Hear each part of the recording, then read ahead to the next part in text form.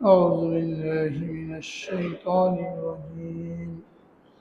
بسم الله الرحمن الرحيم. ولكل أمة جعلنا منسكا ليذكروا اسم الله على ما رزقهم من بهيمة الأنعام فإلهكم إله واحد فله أسلموا وبشر المخبتين الذين إذا ذكر الله وجلت قلوبهم والصابرين على ما أصابهم والمقيم الصلاة ومما رزقناهم ينفقون والبدن جعلناها لكم من شعائر الله لكم فيها خير فاذكروا اسم الله عليها صاف فإذا وجبت جنوبها فكلوا منها وأطعموا القانع والمعطر كذلك سخرناها لكم لعلكم تشكرون لن ينال الله لحومها ولا دماؤها ولكن يناله التقوى منكم كذلك سخرها لكم لتكبروا الله على ما هداكم وبشر المحسنين صدق الله العظيم وصدق رسوله النبي الكريم ونحن على ذلك من الشاهدين والشاكرين الحمد لله رب العالمين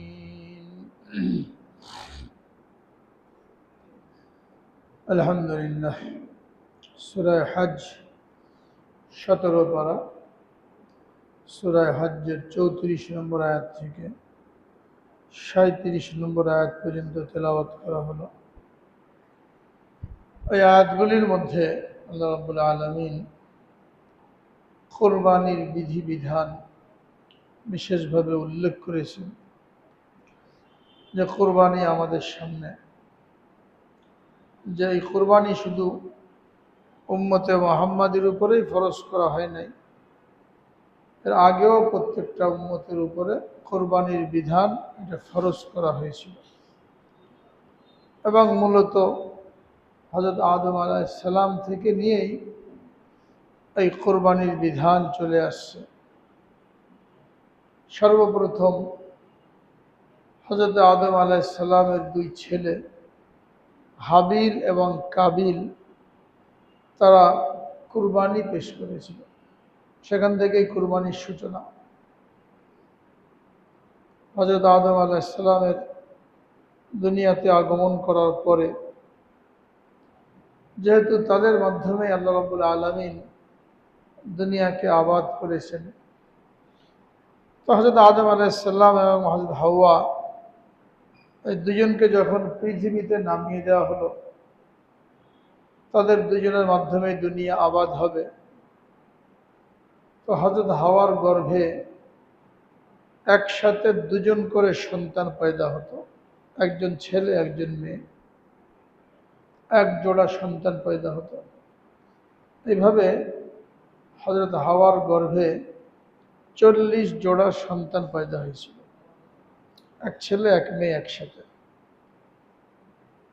তো একই মায়ের গর্ভে সন্তান যদি হয়, তারা ভাই বোন হয়, ভাই বোনের মধ্যে বিবাহ জায়েজ হয় না, কিন্তু ওই ধর্মের জন্য নিয়ম ছিল যে এক গর্ভে যে ছেলে আর মেয়ে জন্ম নিল, তারা আপন ভাই বোন বলে গণ্য হবে, তারা একে অন্যকে বিয়ে করতে পারবে না। কিন্তু পরবর্তী বছর যে এক ছেলে আর এক মেয়ে পয়দা হলো, তো ওই গর্ভের মেয়ে এই গর্ভের ছেলে, ওই গর্ভের ছেলে এই গর্ভের মেয়ে, এদের জন্য বিবাহের বিধান ছিল, বিবাহের অনুমতি ছিল। এইভাবে তাদের পরস্পরের মধ্যে বিবাহ হতো। এবং এইভাবে আল্লাহ রাব্বুল আলামিন দুনিয়াকে আবাদ করলেন, যে উদ্দেশ্যে মানুষকে দুনিয়াতে পাঠানো খলিফা হিসাবে, সেই উদ্দেশ্য এর মাধ্যমে সাধিত হলো। তো হাবিল এবং তার সাথে যে বোন জন্মগ্রহণ করেছিল,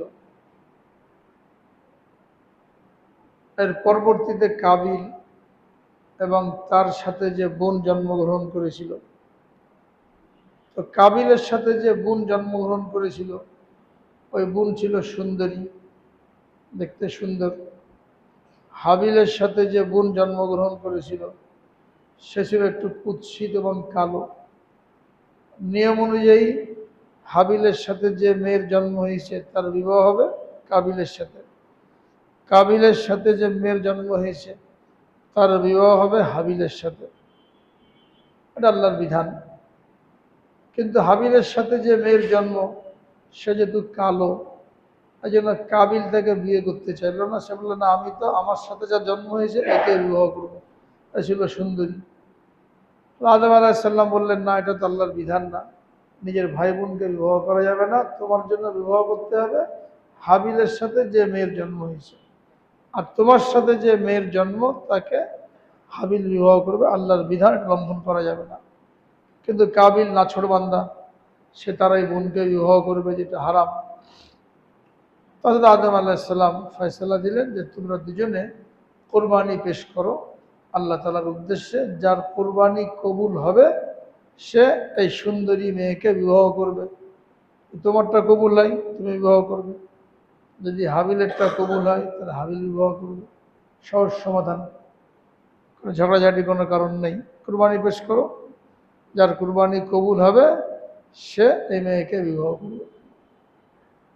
হাবিল উনি মেষ চড়াতেন, দুম্বা চড়াতেন, আর কাবিল চাষবাস করত, ধান গম এইগুলো চাষ করত। তখন নিয়ম ছিল যে কেউ কুরবানি দিলে এই কুরবানির জিনিসটা পাহাড়ের উপর রেখে আসতে হতো। যার কুরবানি কবুল হবে আসমান থেকে একটা আগুনের গোল্লা এসে ওটাকে জ্বালিয়ে ভস্মীভূত করে দিত। এটা আলামত ছিল কুরবানি কবুল হওয়ার। আর যার কুরবানি কবুল হতো না ওই আগুন তাকে স্পর্শ করতো না, ওটা ওখানে পড়ে থাকতো। তো হযরত হাবিল উনি তার দুম্বার পাল থেকে একটা মোটা তাজা সুন্দর দুম্বা এটা নিয়ে গেলেন কুরবানি পেশ করার জন্য প্রফুল্ল চিত্তে। কাবিল এখানেও বখিলি করলো। সে কি করলো, কতগুলো ধান আর গমের শীষ, তার মধ্যে চাল নাই, চিটা, বেকার একদম, এরকম জিনিসকে কুরবানির জন্য নিয়ে গেল। তো কুরবানি আল্লাহ পাকের দরবারে ওইটাই কবুল হয় যেটা স্বতঃস্ফূর্তভাবে আল্লাহকে খুশি করার জন্য সুন্দর জিনিস পেশ করা হয়। কাবিল এখানেও দুশ্মন শয়তানি করলো। সে একেবারে অকর্মণ্য জিনিস এটাকে নিয়ে গেল কুরবানি দেওয়ার জন্য। আর হাবিল তিনি প্রফুল্ল চিত্তে মোটা তাজা একটা দুম্বা দেখে এটা নিয়ে গেলেন। উভয়টাকে পাহাড়ের উপরে নির্দিষ্ট জায়গায় রাখা হলো। তো হাবিল যেহেতু প্রফুল্ল চিত্তে আল্লাহকে খুশি করার জন্য কার্পণ্য ছাড়াই একটা সুন্দর পশু পেশ করেছিল, এটা আল্লাহ তাআলা চান যে বান্দা আমার হুকুম পালন করার জন্য ভালোভাবে পালন করুক, স্বতঃস্ফূর্ততার সাথে পালন করুক, মনের খুশির সাথে পালন করুক।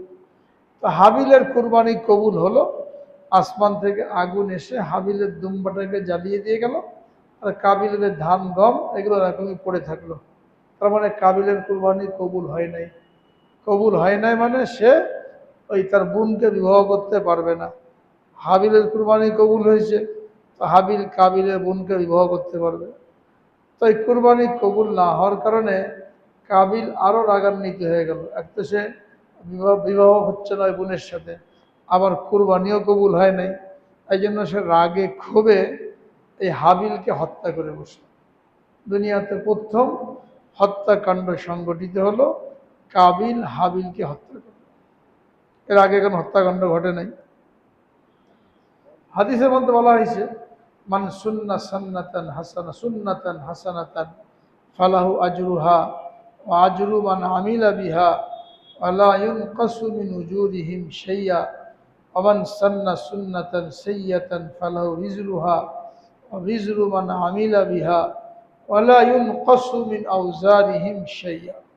যদি কেউ দুনিয়াতে ভালো কোনো কাজ চালু করে, তো যত লোক ওই কাজ করবে, যত মানুষ ওর দ্বারা উপকৃত হবে, সকলের সম পরিমাণ নেকি এই কাজ যে চালু করলো তাকে দান করা হবে বোনাস হিসেবে। আর যারা কোনো খারাপ কাজ চালু করলো যে ব্যক্তি, যত লোক ওই খারাপের মধ্যে লিপ্ত হবে, গুনাহ করবে, তারা তো গুনাহগার হবেই। আর ওই পরিমাণ গুনাহ ওই কাজ চালু করেনেওয়ালা আমল নামায় জমা হতে থাকবে। যেমন মনে করেন একজনে সিনেমা হল বানিয়েছে, লোকেরা সিনেমা দেখতে যায়, যদিও সে ভাড়া দিয়েছে, কিন্তু যত লোক এখানে সিনেমা দেখবে সিনেমা হলে, যত লোকের গুনাহ হবে, যে হলের মালিক, তার আমল নামায় সমস্ত গুনাহ জমা হতে থাকবে। ভাড়া পাচ্ছে মাসে মাসে অনেক টাকা, বা বানিয়েছে, কিন্তু যতদিন পর্যন্ত সিনেমা হল থাকবে আর মানুষ দেখতে থাকবে, হাজার হাজার মানুষের গুনাহ এদের তো হবেই, এই পরিমাণ ওই ব্যক্তির আমল নামায় জমা হবে। বা যারা সিনেমা নির্মাণ করে, প্রযোজক, পরিচালক, লেখক, কলাকুশলী, যারা এর সাথে জড়িত, পুরোটা হারাম কাজ।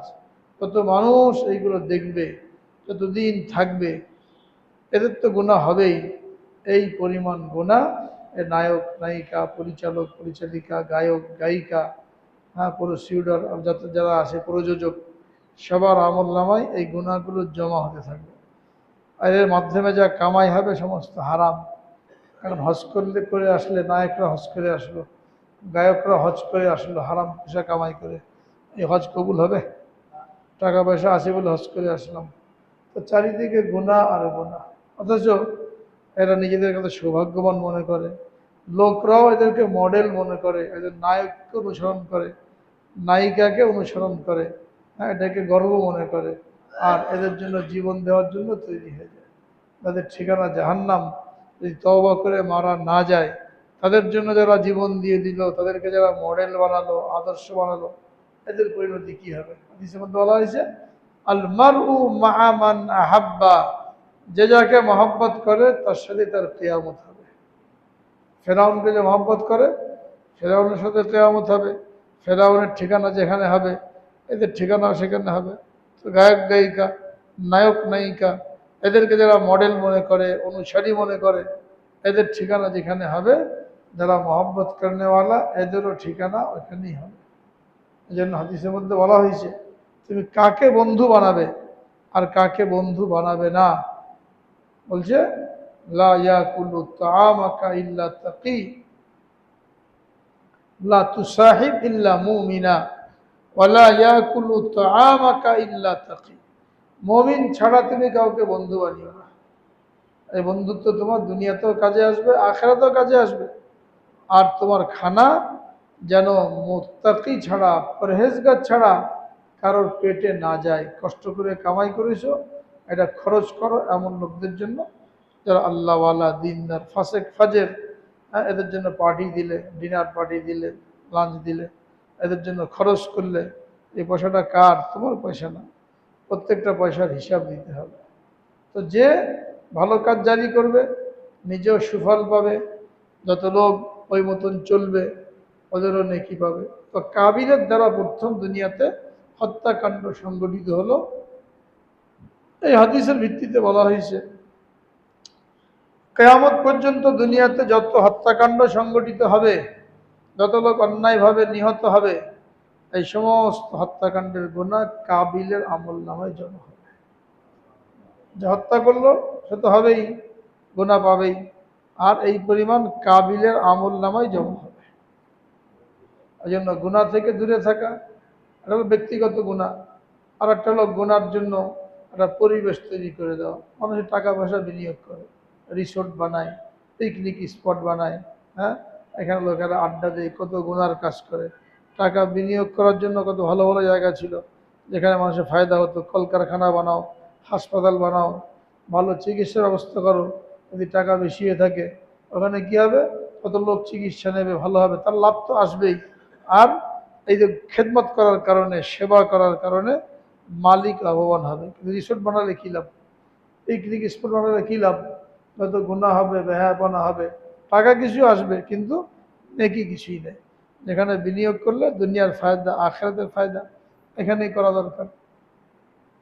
তো এই ঘটনা দ্বারা একটা জিনিস বুঝে আসলো যে কোরবানি এটা এমন একটা জিনিস, মনের প্রফুল্লতার সাথে মন খুলে যদি কোরবানি করা হয় এটা আল্লাহ পাকের দরবারে কবুল হয়।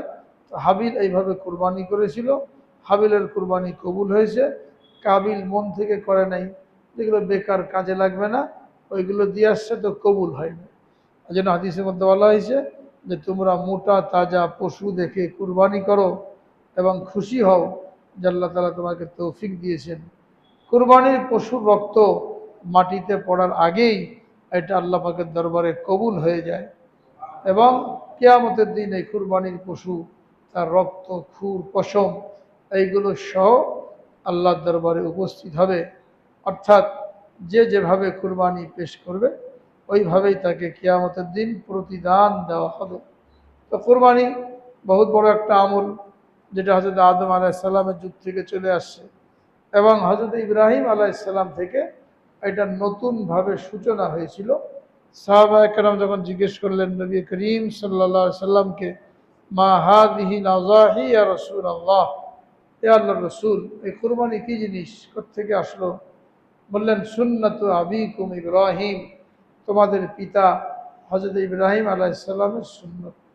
সাহাবায়ে কেরাম জিজ্ঞেস করলেন, ফামা লানা ফিহা ইয়া রাসূলুল্লাহ, এই কুরবানি করলে আমরা কি পাবো, কি লাভ? নবীজি বললেন, বিকুল্লি শারাতিন হাসানাতুন, প্রত্যেকটা পশমের বিনিময়ে একটা করে নেকি দেওয়া হবে। একটা পশুর গায়ে কি পরিমাণ পশম কেউ গুনে শেষ করতে পারবে? এমন কোনো মেশিন আবিষ্কার হয় নাই যে পশুর পশমগুলো গুনতে পারে। প্রত্যেকটা পশমের বিনিময়ে আল্লাহ রাব্বুল আলামিন একটা করে নেকি দান করবেন। সেটা কোন সময়? শেষের আয়াতে বলা হয়েছে, লা ইয়ানালুল্লাহা লুহুমুহা ওয়ালা দিমাউহা ওয়ালাকিন ইয়ানালুহু তাকওয়া মিনকুম, তোমরা যে কুরবানি করো এই কুরবানির পশুর রক্ত, মাংস এটা আল্লাহ তাআলার নিকট পৌঁছায় না। কে কত দামি কুরবানি দিলে, কত সুন্দর জিনিস দিলে, বরং তোমাদের মধ্যে তাকওয়া কার মধ্যে কি পরিমাণ আছে এই অনুযায়ী ওই কোরবানিটা আল্লাহ পাকের দরবারে কবুল হয়। তো কোরবানি করার ক্ষেত্রে এক নম্বর কাজ হলো নিয়তকে সহি করা। কি জন্য করছি আমরা? দুনিয়াবি কোনো উদ্দেশ্য না থাকে, লোক দেখানো কোনো উদ্দেশ্য না থাকে, আল্লাহকে খুশি করার জন্য নিয়তটাকে যাচাই করে নিতে হবে। যদি দুনিয়াবি কোনো উদ্দেশ্য থাকে, খাওয়ার জন্য কুরবানি হয় বা লোক দেখানোর জন্য কুরবানি হয়, তাহলে এই কুরবানি আল্লাহ পাকের দরবারে কবুল হবে না। কুরবানি একটা ইবাদত, আর প্রত্যেকটা ইবাদতের জন্য ইখলাস শর্ত। আলা লিল্লাহি দ্বীনুল খালিস, আল্লাহ রাব্বুল আলামিন জানিয়ে দিয়েছেন যে দিন অর্থাৎ ইবাদত খালেস আল্লাহর জন্যই হতে হবে। অন্য কারোর জন্য হলে ওটাকে শিরিক বলা হয়, নেকি তো নাই। বরং কিয়ামতের দিন আল্লাহ তাআলা বলবেন, যাকে দেখানোর জন্য তুমি করেছিলে এই কাজটা তার কাছ থেকে বদলা নাও। এই জন্য যারা শরীকে কুরবানি দেয় তাদের জন্য দুটো জিনিস খেয়াল করতে হবে। গরু, মহিষ এবং উট, এই তিন পশুর মধ্যে শরীক হয়ে কুরবানি দেওয়া যায়। 7 জন পর্যন্ত কুরবানি দিতে পারে। এই যারা শরীকে কুরবানি দেবে তাদের জন্য দুটো জিনিস যাচাই করতে হবে। একটা হলো সকলের নিয়ত সহি আছে কিনা, আল্লাহকে খুশি করার জন্য কিনা, ইবাদত হিসাবে কিনা। যদি এই 7 জনের মধ্যে একজনের নিয়ত থাকে গোশত খাওয়ার, অনেক আছে এরকম যে ছেলেপেলে আসে কোরবানি ওয়াজিব হয় নাই, তারপরে মনে করে ঈদের দিন কার বাড়িতে গোশত চেয়ে বেড়াবো, কে গোশত দেবে না দেবে, ছেলেপেলেদের পাতে কিছু তুলে দেওয়ার জন্য আমি একটা ভাগ দিই। তো সে একটা ভাগ দিল, কিন্তু উদ্দেশ্য কি? গোশত খাওয়া, ছেলেপেলের মুখে কিছু তুলে দেওয়া। এখন এ যার সাথে শরীক হবে কারোর কুরবানি কবুল হবে না। একজনের নিয়তের গড়বড়ির কারণে সবার কুরবানি বাতিল। তো এটা খেয়াল করতে হবে যে শরীকে কুরবানি দেওয়ার সময় সবার নিয়ত যেন সহি থাকে। 2 নম্বর হলো সবার টাকা যেন হালাল থাকে।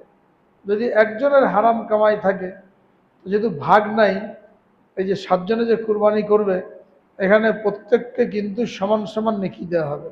এমন না যে পশমগুলোকে 7 ভাগ করে প্রত্যেকের ভাগে যে পরিমাণ পশম পড়ে ওই পরিমাণ নেকি দেওয়া হবে। প্রত্যেককেই পরিপূর্ণ নেকি দেওয়া হবে, কোনো ভাগ নাই। যখন ভাগ নাই তাহলে এখন 7 জনের মধ্যে যদি একজনের হারাম পয়সা হয় তাহলে এখানেও ভাগ নাই যে 7 ভাগ হয়ে 6 ভাগ কবুল হয়েছে, 1 ভাগ কবুল হয় নাই, বরং কি হবে, পুরাটাই হারাম হয়ে যাবে, পুরাটাই কবুল হবে না।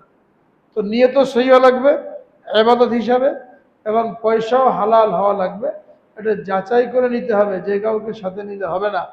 এই জন্য এরকম লোক যদি না পাওয়া যায় তো উত্তম হলো একা একা দেওয়ার জন্য চেষ্টা করা। ওই দামে খাসি পাওয়া যায়, গরু না হলো একটা খাসি দিয়ে দিলাম। হ্যাঁ, তো তাকওয়া শর্ত এবং মনের প্রফুল্লতার সাথে কোরবানি করা শর্ত। জিলহজ মাস এখন চলছে, 4 তারিখ চলে গেল, আগামীকাল 5 তারিখ। এই জিলহজ মাসের প্রথম দশক অত্যন্ত মহিমান্বিত, অত্যন্ত ফজিলতপূর্ণ। প্রত্যেকটা রাত শবে কদরের সমতুল্য স্বভাব রাখে। রমজানে 1 রাতই শবে কদর হয়, আমরা ওটা পাওয়ার জন্য কত চেষ্টা করি। আর এই জিলহজের চাঁদ ওঠা থেকে ঈদের রাত পর্যন্ত প্রত্যেকটা রাতের ইবাদতে শবে কদরের সমতুল্য স্বভাব লাভ হয়। এই জন্য রাতগুলোতে ইবাদত করার জন্য চেষ্টা করা, ঈশান নামাজ, ফজরের নামাজ জামাতের সাথে পড়া, 2-4 রাকাত নফল নামাজ বেশি পড়া, কমপক্ষে গুনাহ থেকে বেঁচে থাকা। আর ঈদের রাত, যেটা আগামী বুধবার দিবাগত রাত, যেহেতু বৃহস্পতিবারে ঈদ, তো ঈদের রাত এটা একটা গুরুত্বপূর্ণ রাত ইবাদতের দিক দিয়ে। হাদিসের মধ্যে বলা হয়েছে, মান কামা লাইলাতাইল ঈদাইন লাম ইয়ামুত কলবুহা ইয়াওমা তামুতুল কুলুব। যে ব্যক্তি ঈদের 2 রাতকে ইবাদতের মাধ্যমে জিন্দা রাখবে, কিয়ামতের কঠিন দিনে, ভয়াবহ দিনে তাকে আল্লাহ তাআলা পেরেশানি থেকে হেফাজত করবেন। কিয়ামতের কঠিন পেরেশানি, ভয়াবহ পরিস্থিতি, আফইদাতুহুম হাওয়া, মানুষের অন্তর বিবেক শূন্য হয়ে যাবে, খুঁজে পাবে না কি করব, কি হতে যাচ্ছে। এই সময় এই সমস্ত লোককে আল্লাহ তাআলা হেফাজত করবেন, যারা এই 2 ঈদের রাত জাগ্রত থেকে ইবাদত করে। এজন্য আগামী বুধবার দিবাগত রাত এটা অত্যন্ত গুরুত্বপূর্ণ, ঈদের আগের রাত, এটা আমরা ইবাদত করার জন্য চেষ্টা করব। আর দিনগুলি সম্পর্কে বলা হয়েছে, এই প্রত্যেকটা দিন রোজার ফজিলত বয়ান করা হয়েছে। প্রত্যেকটা দিনে রোজা রাখলে 1 বছর নফল রোজা রাখার সওয়াব পাওয়া যাবে। জিলহজের 1 তারিখ থেকে 9 তারিখ পর্যন্ত প্রত্যেকটা রোজার বিনিময়ে 1 বছর নফল রোজার সওয়াব। আর 9 তারিখ আরাফাত দিন, যেটাকে বলা হয় ঈদের আগের দিন, এই দিন কেউ যদি রোজা রাখে, হাদিসের মধ্যে বলা হয়েছে, সিয়ামু ইয়াউমি আরাফা আহতাসিবু আলাল্লাহ আন ইউকাফফিরা আস-সানাতাল্লাতী ক্বাবলাহু ওয়া বা'দাহু। যারা আরাফাত দিন রোজা রাখবে, আল্লাহ রাসূল সাল্লাল্লাহু আলাইহি সাল্লাম বলেন, আমি আল্লাহ তাআলার নিকট আশাবাদী যে আল্লাহ তাআলা তার পিছনের 1 বছরের গুনাহ এবং সামনের 1 বছরের গুনাহ মাফ করে দেবেন। তো এই 8 দিন তো আমরা রোজা রাখার চেষ্টা করব। একান্ত যদি না পারি তো 9 তারিখে অবশ্যই রোজা রাখার জন্য চেষ্টা করব, ঈদের আগের দিন। এটাকে ইয়াউমে আরাফা বলা হয়েছে। এটি নিয়ে আগে কোনো প্যাচ ছিল না, কোনো সমস্যা ছিল না। ইদানিং কিছু লোক বেশি পণ্ডিত, তারা উস্তাদ ছাড়া একা একা হাদিসের তরজমা পড়ে হাদিস বুঝতে চায়, এটা একটা প্যাচ লাগিয়েছে। আর যারা ইউটিউবের মধ্যে বয়ান শুনে ইউটিউবে মশলা তালাশ করতে যায়, এরাই প্যাচের মধ্যে বেশি পড়ে। কিয়ামে আরাফা কোন দিন? হ্যাঁ, যেদিন আরাফাতের হাজি সাহেবরা জমা হচ্ছে ওই দিন ইয়ামে আরাফা, যেটা আমাদের দেশের 8 তারিখ পড়ে, সৌদি আরবে 9 তারিখ পড়ে। তো অনেকে এইটাকে ইয়ামে আরাফা বলে একটা বিতর্ক সৃষ্টি করেছে। এখানে মশলা মনে রাখতে হবে, যারা যে দেশে বসবাস করে ওই দেশের তারিখ প্রযোজ্য। যারা যে দেশে বসবাস করে ওই দেশের তারিখ প্রযোজ্য। ঈদ হবে, কুরবানি হবে, শবে কদর হবে, আরাফা হবে ওই দিনের তারিখ হিসেবে, সৌদি আরবের সাথে মিল রেখে না। আমাদের দেশে যেদিন 9 তারিখ ওই দিনই ইয়ামে আরাফা, আমাদের দেশে যেদিন 10 তারিখ ওই দিনই কুরবানি। যদি আমরা সৌদি আরবের সাথে মিল রেখে 8 তারিখ ওটাকে ইয়ামে আরাফা মানি, তাহলে ইয়ামে আরাফার পরের দিনই হলো কুরবানির দিন। তাহলে আমাদেরকে কী করতে হবে? পরের দিনে কুরবানি করতে হবে, মাঝখানে কোনো গ্যাপ নেই। 3টা দিন পর পর আরবিতে নাম আসে। 8 তারিখ জিলহজের 8 তারিখ এটাকে বলা হয় ইয়ামে তারবিয়া। জিলহজের 9 তারিখ এটাকে বলা হয় ইয়ামে আরাফা। জিলহজের 10 তারিখ এটাকে বলা হয় ইয়ামে নাহার। এখন যদি আপনি সৌদির সাথে মিল রেখে ওইখানে যেদিন আরাফা, ওই দিন এখানে আরাফা পালন করলেন, তো 8 তারিখ হয়ে গেল, তো আর ইয়মে আরাফার পরের দিনই কুরবানির দিন, তাহলে পরের দিন কি করতে হবে? কুরবানি করতে হবে। যেমন চাঁদপুরের কিছু লোক, শরীয়তপুরের কিছু লোক কি করে, সৌদির সাথে মিল রেখে আগের দিন ঈদ করে। হ্যাঁ, একই দিনে ঈদ সারা বিশ্বে, এই থিওরি এটা ভুল থিওরি। কেন সারা বিশ্বে একই সাথে দিন রাত হয় না, একই সাথে চাঁদ ওঠে না, একই সাথে সূর্য ওঠে না, এটা সম্ভাবনা তো সারা বিশ্বে একসাথে কেমন ঈদ পালন করবে? এখন এখানে রাত, আমেরিকার দিন, এখন কালকে দিনে যদি আমরা ঈদ করি, তো আমেরিকায় কি করতে হবে? রাতের বেলা ঈদের নামাজ পড়তে হবে। এটা সম্ভব? যারা এগুলো বলে একেবারে বিবেক শূন্য এবং ইসলামকে ধ্বংস করার জন্য এরা একটা ষড়যন্ত্রের শিকার। সারা বিশ্বে একই দিনে রোজার ঈদ পালন করতে হবে, এটা কখনোই সম্ভব না।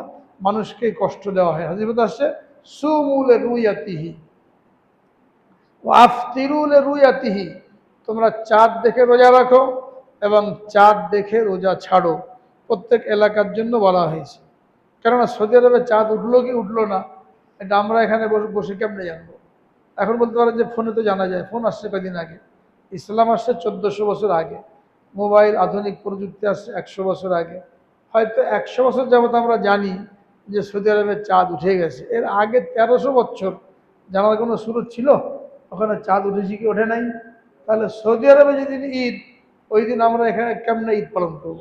এই যে লোকগুলো ঈদ পালন করে এই চাঁদপুর, শরীয়তপুর, এদিকে জিজ্ঞেস করেন যে 100 বছর আগে তোমাদের পূর্বপুরুষ যারা, তারা কি সৌদির সাথে মিল রেখে ঈদ করেছিল? বলে করে না। তাহলে তারা ভুল করেছে। তার মানে তোরা বাপ মা সবাই জাহান্নামী, নিজের বাপ দাদা এদেরকে জাহান্নামী বানিয়ে দিয়েছে। হ্যাঁ, আর তোমরা জান্নাতে যাচ্ছ বাপ মাকে জাহান্নামী বানিয়ে। আবার এক সময় এমন আসবে কিয়ামতের আগে দিয়ে, যখন এই আধুনিক প্রযুক্তি থাকবে না, আবার আগের যুগ ফিরে আসবে। এখন আধুনিক প্রযুক্তি আছে, রকেট আছে, জাহাজ আছে, প্লেন আছে, অস্ত্রপাতি আছে, এগুলো সব খতম হয়ে যাবে। কিয়ামতের আগে দিয়ে সব খতম। তৃতীয় বিশ্বযুদ্ধ যখন হবে, এগুলো সব ব্যবহৃত হয়ে সব ধ্বংস হয়ে যাবে। এরপরে আবার আগের যুগ ফিরে আসবে। যখন ঈসা আলাইহিস সালাম আসবেন, দাজ্জালের বিরুদ্ধে জিহাদ হবে, ইহুদি খ্রিস্টানদের বিরুদ্ধে জিহাদ হবে, তখন ওই জিহাদটা হবে ঘোড়ার পিঠে চড়ে তীর তরবারি দিয়ে। হাদিসের মধ্যে বলা হয়েছে তখন কোনো বোমা টোমা থাকবে না, পিস্তল বন্দুক এগুলো থাকবে না, এগুলো সব তৃতীয় বিশ্বযুদ্ধে শেষ হয়ে যাবে। তখন প্রযুক্তি নাই, তো তখন আবার কেমন ঈদ পালন করবে সৌদির সাথে মিল রেখে? তো আগেও আমাদের এলাকায় চাঁদ দেখে ঈদ করলাম, পরেও করতে হবে। মাঝখানে 100 বছরের জন্য ইসলামের হুকুম কি পরিবর্তন হয়ে গেল? ইসলামের হুকুম শুরু থেকে শেষ পর্যন্ত কি থাকবে? একই রকম থাকবে। এই জন্য আমরা ধোকার মধ্যে কেউ না পড়ি। যারা যে দেশে বসবাস করি ওই দেশের তারিখ অনুযায়ী হিসাব হবে। সুতরাং 9 জিলহজ, এটাকে ইয়মে আরাফা বলা হয়, যেটা আগামী বুধবার। আর 10 জিলহজ, এটা হলো ইয়মুন নাহার, কোরবানি, এটা হলো আগামী বৃহস্পতিবার। তো আমরা চেষ্টা করব এখন থেকে বাকি যে দিনগুলি আছে যদি রোজা রাখতে পারি ভালো, না হলে কমপক্ষে 9 তারিখের রোজা যেন রাখি এবং 9 তারিখ দিবাগত রাত যেন সাধ্য মতন ইবাদত করতে পারি। এবং 10 তারিখে কুরবানি, যাদের সামর্থ্য আছে, যারা নেশাব পরিমাণ মালের মালিক, তারা তো করবেই। কারো যদি সামর্থ্য না থাকে তারপরে হিম্মত করে কুরবানি করে, তাহলে উনিও নেকিগুলো পেয়ে যাচ্ছেন। কারণ কুরবানির আমলটা এমন একটা আমল, এটা কুরবানির 3 দিনই করা যায়, 10, 11, 12 জিলহজ, এই 3 দিনই করা যায়। এরপরে সারা বছর আর যতই জবাই টবাই করা হোক, ওটার কুরবানি হিসাবে গণ্য হবে না। আর প্রত্যেকটা পশমের বিনিময়ে একটা করে নেকিও পাওয়া যাবে না। আপনি একটা গরু জবাই করলেন, কুরবানির দিনগুলো পার হওয়ার পরে জবাই করে ফকির মিসকিনকে দান করলেন, তো দান করা সব হবে, কিন্তু কুরবানির যে স্বভাব, এই স্বভাবটা হবে না। এই জন্য সাধ্য মতন করার জন্য চেষ্টা করা। যাদের কাছে সোনা রূপা, নগদ টাকা পয়সা, ব্যবসার মাল বা ঘরে প্রয়োজনের অতিরিক্ত মাল, কারো ঘরে 40 মণ ধান আছে, নগদ টাকা কিছুই নাই, তো প্রয়োজনের অতিরিক্ত 3 দিনের জন্য যা লাগে, এর বাইরে অনেক ধান চাল আছে, এই সবগুলোর দাম হিসাব করে যদি 2,30,000 টাকা পরিমাণ হয়, নগদ টাকা থাকা কোনো জরুরি না, 2,30,000 টাকা পরিমাণ যদি এই সম্পত্তি হয়, তাহলে তার উপরে কোরবানি ওয়াজিব হয়ে যাবে। অনেকে মনে করে নগদ টাকা থাকতে হবে। নগদ টাকা থাকতে হবে না, এই পরিমাণ টাকার সম্পত্তি থাকতে হবে। এবং সম্পত্তিও কি? সোনা, রূপা, ব্যবসার মাল, ঘরের মধ্যে অতিরিক্ত হাঁড়ি পাতিল থাকে, কাপড় চোপড় থাকে। কারো 20 সেট কাপড় আছে, 5 সেট তার ব্যবহৃত হয়, বাকিগুলো লাগে না, এইগুলোর দাম ধরা হবে। ধান চাল গম আছে অনেক, আলু আছে অনেক, কারোর জমি আছে 10 বিঘা, 5 বিঘা জমির ফসল দিয়ে হয়ে যায়, 5 বিঘা না হলেও চলতো। এই সবগুলোর দাম বের করে যদি 2,30,000 টাকা বরাবর হয়, তাহলে তার উপরে কুরবানি ওয়াজিব। এখন অনেকে প্রশ্ন করে যে নগদ টাকা নাই, তাহলে কেমনে করব? নগদ টাকা নাই, ব্যবস্থা করতে হবে। যারা এরকম অবস্থা, তাদের আগে থেকে চিন্তা করতে হয়, কিছু কিছু টাকা জমা করে কুরবানির জন্য ফান্ড তৈরি করেন, যেন ওই সময় যে এই প্রশ্ন না আসে। অথবা মনে করেন এখন যদি আপনি অসুস্থ হয়ে পড়েন, ডাক্তারের কাছে দৌড়তে হবে, কত টাকা লাগবে, টেস্ট লাগবে, রিপোর্ট লাগবে, ওষুধ লাগবে, সেখানে তো টাকার ব্যবস্থা হয়ে যায়। কিন্তু কুরবানির সময় এসে টাকার প্রশ্ন, টাকা নাই, কেমনে কুরবানি করব?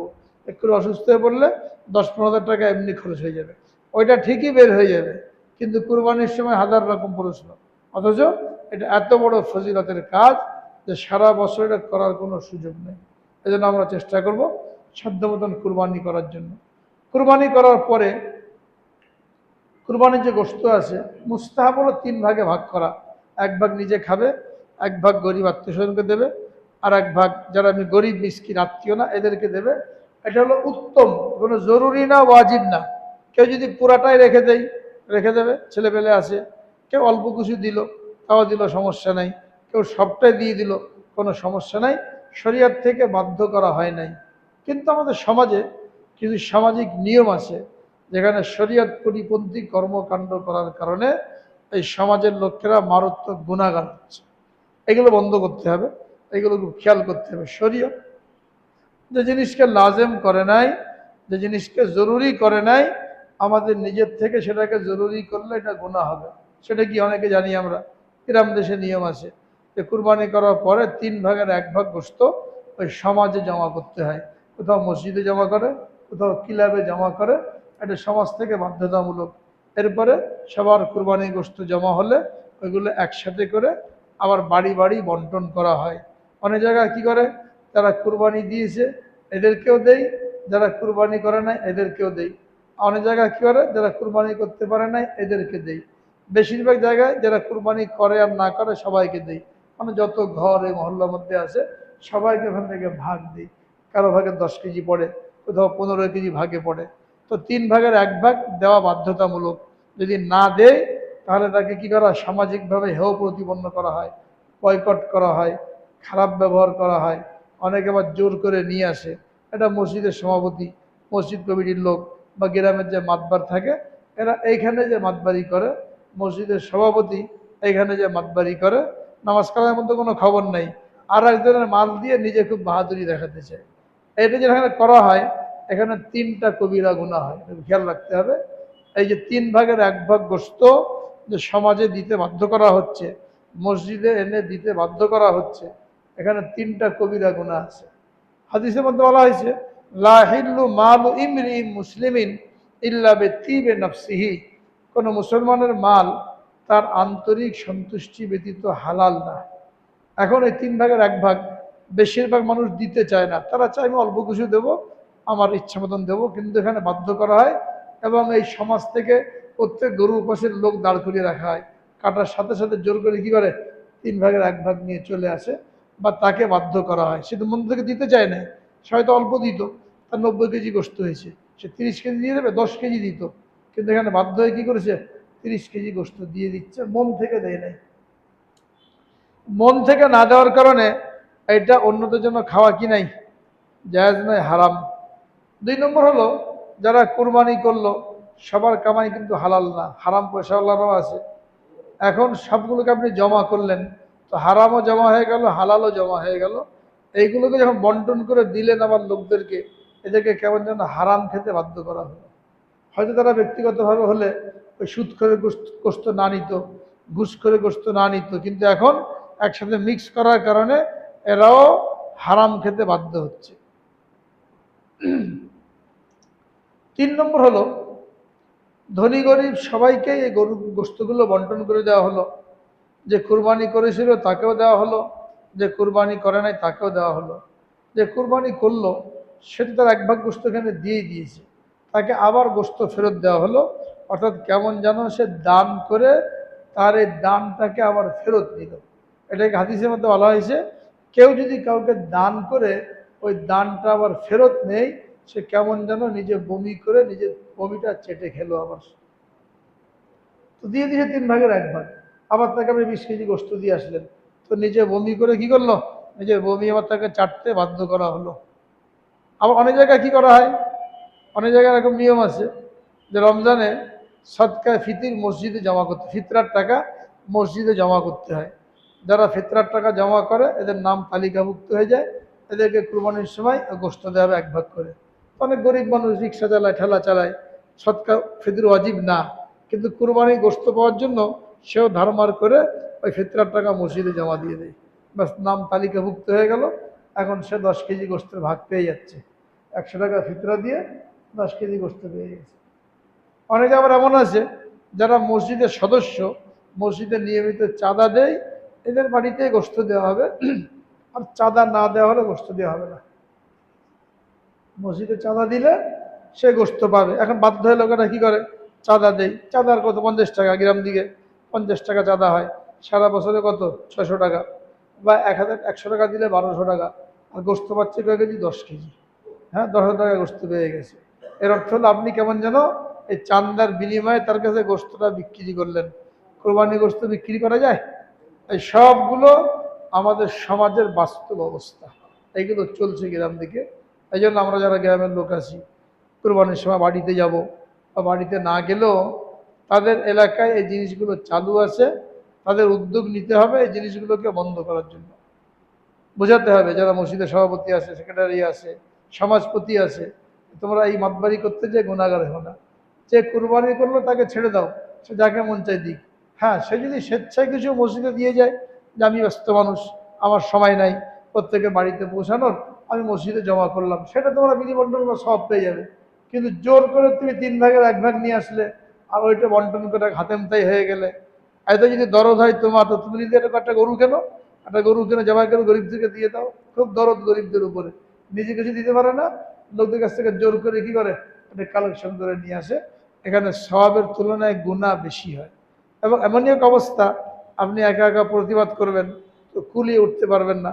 এজন্য হিম্মত হারার কিছু নাই, এটা বলতে থাকতে হবে, বা নিজেরটা করে ওটা না দিতে হবে, তাতে করে অন্যরা সতর্ক হয়। এইভাবে সমস্ত সামাজিক কুপ্রথা, যেটা মানুষ সব মনে করেছে বা বহুত বড় একটা দান মনে করেছে, উল্টা এখানে অনেকগুলো গুনাহ হয়ে যাচ্ছে। এই জন্য আমরা এলাকার মধ্যে এই জিনিসগুলি বন্ধ করার জন্য চেষ্টা করতে হয়। কোরবানির চামড়া এটা গরিবের হক, বিক্রি না করা ভালো। বিক্রি করলে ওই টাকাটা হুবহু দান করে দিতে হবে, ওটাকে বদলানো যাবে না। আপনি বিক্রি করে পকেটে রাখলেন, 500 টাকা দাম হয়েছে, খরচ টরচ করলেন, পরে অন্য পকেট থেকে 500 টাকা দিয়ে দিন, এটা জায়েজ নেই। যে টাকাটা পাওয়া যাবে চামড়া বিক্রি করে, হুবহু ওই টাকাটাই দিয়ে দিতে হবে। এই জন্য বিক্রি করা দরকার নাই। এটা মসজিদ মাদ্রাসায়, মসজিদে তো না, মাদ্রাসায় দিলে, কওমি মাদ্রাসা, এখানে লিল্লাহ বোর্ডিং থাকে, এখানে অনেক টাকা পয়সা খরচ, এখানে দিলে আপনার ডবল সওয়াব। একটা সওয়াব হলো আপনি বিক্রি করলে 500 টাকা পাবেন, আর মাদ্রাসায় দিলে এটা বেশি দামে বিক্রি হবে, 1000 টাকা বিক্রি হয়, এখন যে চামড়ার দাম 1000 টাকা বিক্রি হবে। তো এই বেশি পরিমাণ টাকা সৎকা করার সওয়াব পেয়ে গেলেন। দ্বিতীয় হলো, এটা গরিব তালেব এলেম, তাদের এলেম শেখার জন্য এটা কাজে লাগবে, এটা সৎকায় জারিয়া হয়ে গেল। এই জন্য বিক্রি না করে ছেলেপেলেরা আসে, ঈদের দিন বাড়িতে যায় না, মাদ্রাসার জন্য কষ্ট করে কালেকশন করে, সব এলাকাতে থাকে, এখানে আমরা দিয়ে দেবো। কিছু টাকা ফেরত দেওয়ার দরকার। অনেকে বলে এখান থেকে গরিব মিসকিন কিছু টাকা দিতে হবে, এই জন্য চামড়া বিক্রি করে ওখান থেকে গরিবদেরকে দেয়। এটা একটা ছোট মন মানসিকতা। যেহেতু 1 লাখ টাকা দিয়ে গরু কিনতে পারলো, সে একটা চামড়া 500 টাকা বিক্রি করে ওই টাকা দিয়ে গরিবকে ভাগ দিতে হবে, কি দরকার এটা? আপনি 1 লাখ টাকা দিয়ে গরু কিনেছেন, আরও 1000 টাকা বরাদ্দ করেন নগদ, ওই টাকা গরিব মিসকিনকে দেন। চামড়া বিক্রি করে ওখান থেকে পয়সা দিতে হবে, এটা দরকার নেই। তো চামড়া মানুষে দিয়ে দেন, ওখানে চলে যাক, ওখানে লিল্লা বোর্ডিংয়ে খরচ হবে।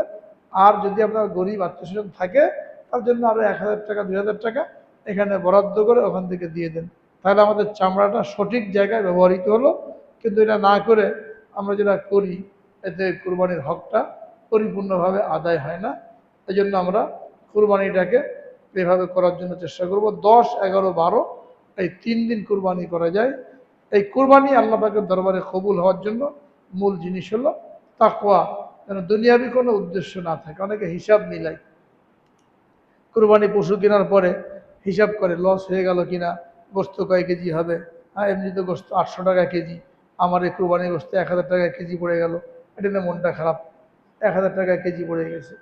এই যে অনেকে আবার কী করে, অনলাইনে কেনে, অনেকে আবার ওজন করে পশু কেনে, যে নাড়ি ভুড়ি সহ কয় কেজি আছে আর গোস্ত কয় কেজি আছে, মোটামুটি 800 থেকে 900 টাকার মধ্যে যদি কেজি পড়ে তাহলে খুশি, যেমন লস হয় নাই, লাভ লসের হিসাব করে। কোরবানিতে লাভ লস কি? কোরবানিতে হলো পুরো পশুটা আপনি আল্লাহর জন্য দিয়ে দেবেন। আপনি তো প্রত্যেকটা পশমের বিনিময়ে 1 টাকা নেকি পাচ্ছেন।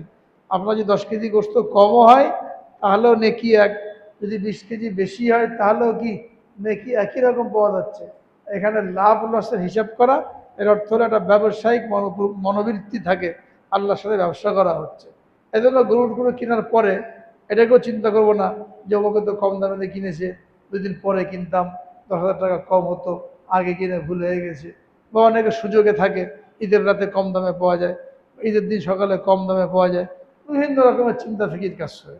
যখন আমার উদ্দেশ্য থাকবে যে আমি আল্লাহর জন্যই কুরবানি করছি, পারলে 2-4 দিন আগে কেনেন, 2-4 দিন আগে কিনে তাকে ঘাস পাতা খাওয়ান, গোসল করান, গায়ে মাথায় হাত বুলিয়ে দেন, একটা মহব্বত পয়দা হবে। এরপরে জবাই করতে যাবেন, একটু অন্তরের মধ্যে লাগবে এটা বেশি দামি, অনলাইনে কিনে ফেললাম, ওরা জবাই করে দিল, বাসায় গোস্ত পাঠিয়ে দিল। ইদানিং এইতে চলছে, আবার অনলাইনে গরু কেনা বেচা হচ্ছে। হ্যাঁ, আল্লাহকে খুশি করার জন্য, কুরবানির প্রতি মহব্বত পয়দা করার জন্য নিজে হাটে যান, একটু পায়ে কাদা লাগান, একটু গরুগুলোকে দেখেন, গায়ে মাথায় হাত বোলান, এটার যে ফায়দা, অনলাইনে কিনলে এটা হবে? একবারে কষ্ট করতেই রাজি না। অনলাইনে না করে সরাসরি কিনে 2-3 দিন আগে নিয়ে আসতে হবে, ঘরে রাখবেন, খাওয়াবেন, দাওয়াবেন, গোসল করাবেন, দেখবেন মহব্বত পয়দা হবে। ওটাকে জবাই করলে একটু অন্তরের মধ্যে লাগবে, এটা বেশি পছন্দনীয়। যেমন ইব্রাহিম আলাইসাল্লাম কোরবানি করতে গেলেন, ইসমাইল আলাইসাল্লামকে উদ্দেশ্য এইটা যে প্রিয় জিনিসকে কোরবানি করে মনের উপরে চাপ প্রয়োগ করা এবং নিজের নফসানিয়তকে কোরবানি করা। অনলাইনে করলেও এটা হয় না, বা একেবারে আগ মুহূর্তে কিনে এনে জবাই করলেও কি হয় না, এই জিনিসটা পাওয়া যায় না। এই জন্য আগেই কিনবো, মোটা তাজা দেখে কিনবো এবং নিয়তকে খালেজ করব। গোস্ত কম হোক, দাম কম হোক, কিন্তু হৃষ্টপুষ্ট থেকে কেনার জন্য চেষ্টা করব। ওটা দেখতে যাব না যে কত কেজি গোস্ত হলো আর কয় টাকা করে দাম পড়লো। যা হয়েছে আলহামদুলিল্লাহ, আল্লাহ তাআলা তৌফিক দিয়েছেন। সবাই তো তৌফিক হয় না, নেক কাজের তৌফিক আল্লাহ তাআলা চাইলে হয়, এটা বহুত বড় একটা নেয়ামত আল্লাহ তাআলার। এইভাবে আমরা বাকি যে দিনগুলি আছে, রাতগুলি আছে, ইবাদতের মধ্যে কাটানোর চেষ্টা করি এবং কোরবানি এই সুন্নত তরিকা মতন দিয়ে আল্লাহ তাআলা সন্তুষ্টি লাভ করার জন্য চেষ্টা করি। আল্লাহ পাক সকলকে তৌফিক দান করেন। আখিরু দাওয়ানা আনিল হামদুলিল্লাহি।